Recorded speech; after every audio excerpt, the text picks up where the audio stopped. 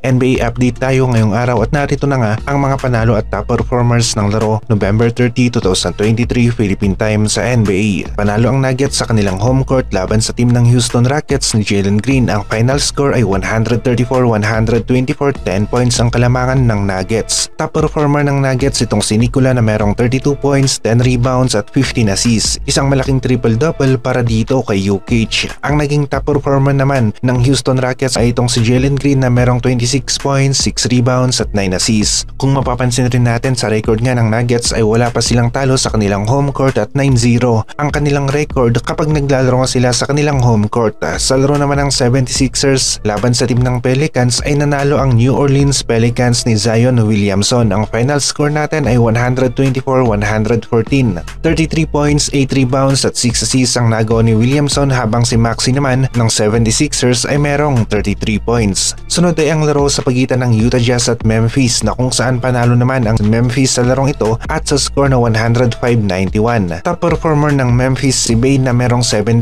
points, 7 rebounds at 9 assists. Kessler naman para sa Utah Jazz ang kanilang top performer na merong 9 points, 8 rebounds at nakakabilib rin yung 6 blocks sa isang game. Sunod naman ang laro sa pagitan ng Phoenix Suns kontra sa team ng Raptors. Panalo ang Raptors sa score na 112-105. 7 points ang lamang at ang naging top performer ng Toronto ay itong si Barnes na merong 23 points, 7 rebounds at 3 blocks. Sa Phoenix Suns naman ay itong si Nurkic na merong 19 points, 14 rebounds at 6 assists. Washington Wizards naman laban sa team ng Orlando Magic ang nagkalaban ngayong araw at ang nanalo ay ang team ng Orlando Magic sa score na 120-139.